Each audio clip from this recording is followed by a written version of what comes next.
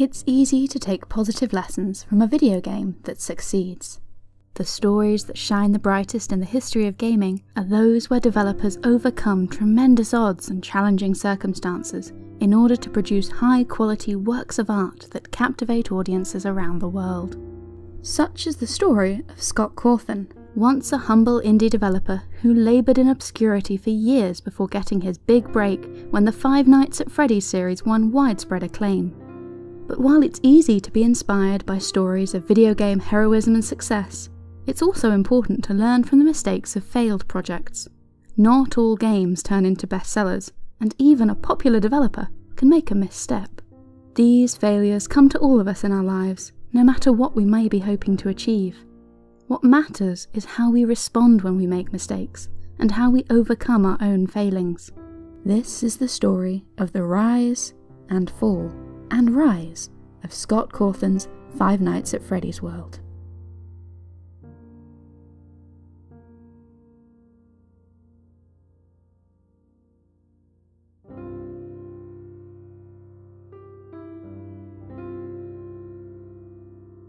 For years, Scott Cawthon had found himself running into opposition from people who didn't like his way of making games. Scott had a short attention span for projects, and liked to rush through his game development. It was part of the reason why he'd managed to make so many games so quickly. It was also part of the reason why so many prominent games critics had less than complimentary things to say about his work. Scott's big inspiration for the Five Nights at Freddy's series had come when, as a tiny, obscure indie developer, he'd found himself being picked on by one of the big kids of the industry.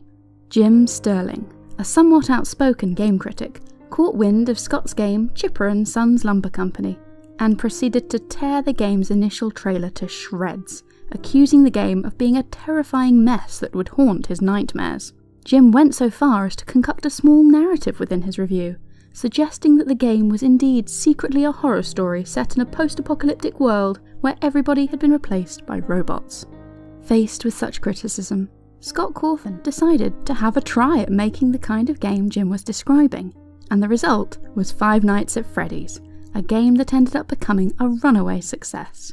Scott quickly followed this up with a slew of sequels, creating games quickly and taking a particular delight in surprising his fans by releasing them ahead of their scheduled completion dates. Scott enjoyed this process. He liked making games quickly, and felt a great deal of satisfaction for finishing each project, so no matter how many people accused him of rushing his work, he felt comfortable sticking to a production schedule that felt right for him. The problem came when Scott decided to try expanding his horizons. Five Nights at Freddy's World was intended to be a major departure for the series. Scott wanted to spread his creative wings and work on something that would challenge him and help him to learn and develop as a game creator. He wanted to make a role-playing game with a rich, full world and more player movement than the relatively static Five Nights at Freddy's games that he'd produced up to that point. Scott set to work, learning a new game-making tool in order to produce the more complicated experience that he had in mind, and began teasing his fans with little sneak peeks at the game in progress. In retrospect, Scott probably should have planned out his project a little more in advance. A lot later, he would come to realise that he made some key mistakes in plotting out Five Nights at Freddy's World that ended up having a significant negative impact on the gameplay experience. This wasn't helped, though, by Scott's impatient desire to complete the game and share it with the fans that were waiting for it. He cut corners and skipped over developing some key features that really needed more time and attention. Scott was so invested in his game, so enthusiastic about his project, that he failed to see in advance where his game needed more work. And so, in an effort to surprise his fans as he'd done in the past, Scott released Five Nights at Freddy's World to the public approximately a month before its scheduled release date. The reception was not exactly what he'd been hoping for. The vast majority of players, already dedicated fans of the series, were eager to shower the game in praise, and as such, Five Nights at Freddy's World enjoyed a solid 87% positive rating on Steam. The reaction from critics was significantly less positive. Many tore into the game for its unfinished, broken nature. Again, prominent among these negative voices was Jim Sterling, who described the game as an incomprehensible mess of flashing lights, colours and unexplained game mechanics. While the majority of Scott's core audience were perfectly happy with his latest creation, it was clear that this was not a universally loved game. Looking at his work, Scott couldn't help but agree with his most vocal critics. They were right. While he'd always been happy with his work up to this point, he had to admit that Five Nights at Freddy's World had been rushed. He felt terrible. He'd let his audience down. His eagerness to release the game and enjoy the fan response had caused him to overlook the flaws in his work, and so Scott set to work, trying to find a way to make things right. After some thought, Scott decided that the best way to try and fix his mistake was to stop things from compounding. He removed Five Nights at Freddy's World from the Steam game store and arranged for all customers to be allowed a full refund. This wasn't merely available for those who didn't enjoy the game.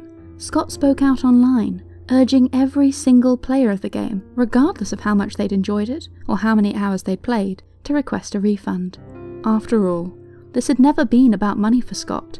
He was in this for the satisfaction of making a good game, and where he'd failed, he wanted to try again. A few weeks later, Scott released an updated version of Five Nights at Freddy's World for everyone to play. This time, the game featured a series of technical improvements and changes that were designed to make the entire experience less confusing and complicated, in the hopes of fixing some of the most obvious problems within the finished product. What's more, Scott made the newly updated Five Nights at Freddy's World available for free, so that anyone could download it, whether they'd played it before or were coming to the party late to see what all the fuss was about. This, Scott felt, was the least he could do to try and make amends. But he didn't stop there. A little while later, another update came to the game, fixing more of the problems in the core gameplay. Scott was earnest in his efforts to try to make this a more enjoyable experience, and he only hoped that he could win back his audience's trust. As he delved further and further down this rabbit hole, eventually Scott conceded that the task before him was probably fruitless. There were fundamental problems with Five Nights at Freddy's World that had slipped into the game's design early on, and to try to fix these would mean essentially having to rebuild the entire game. If Scott made a completely new Five Nights at Freddy's World, then it wouldn't be the same game, and if he was starting on a new project, perhaps it was best to cut his losses and move on to something different, rather than trying to save something that he was unhappy with. Scott decided to move on and face the backlash that came from his audience. He'd done what he could to try and fix his mistakes, and he only hoped that people wouldn't judge him too harshly for his own hubris. Many opinions flew around regarding the entire debacle, as friends and casual gamers alike weighed in on Scott's actions, both in his initial mistake of releasing his RPG too soon, and his efforts to make up for his lapse in judgment. At this time, an unexpected ally came to Scott's defense. Jim Sterling, so often a voice of negative criticism regarding Scott's works, publicly spoke out, arguing that Scott deserved to be celebrated for his efforts to fix Five Nights at Freddy's World. Jim praised Scott for his ability to take criticism on board throughout his career as a game developer, and make positive changes to his work to try to improve. While Jim might not personally like the kinds of games that Scott made, he couldn't help but respect the man for his ability to listen to feedback and learn from his mistakes. As far as Jim was concerned, Scott had gone above and beyond what was expected of him with Five Nights at Freddy's World, and his dedication to improving the game showed that he really cared about making something that he could be proud of. For his part, Scott was eager to move on to new projects. He'd learned a lot from his mistakes with Five Nights at Freddy's World, and he wanted to put this new wisdom into practice as he continued his passionate work on future games. The moral of this story relates to failure. It's okay to stumble, to trip, to fall down. Making mistakes is natural no matter what you're trying to achieve in life, and you shouldn't beat yourself up when things go wrong. What matters is how you react when things don't go your way. It may seem appealing to wallow in self-pity, or to stick your fingers in your ears and ignore your mistakes altogether. These methods of dealing with disappointment might be the easy path to take, but they won't be the best for you in the long run. Just as Scott owned up to his mistakes and worked to fix them, when things go wrong in your life, it's worth doing your best to learn from your failings. Pick yourself up, dust yourself off, and try again, bearing in mind what you've learned as you press forward. As with Five Nights at Freddy's World, the results might not be ideal. You might not instantly be able to fix everything that's gone wrong. If you're willing to learn, and change, and grow, and if you refuse to give up on your goals, then that, in and of itself, is a success to be proud of. Good luck.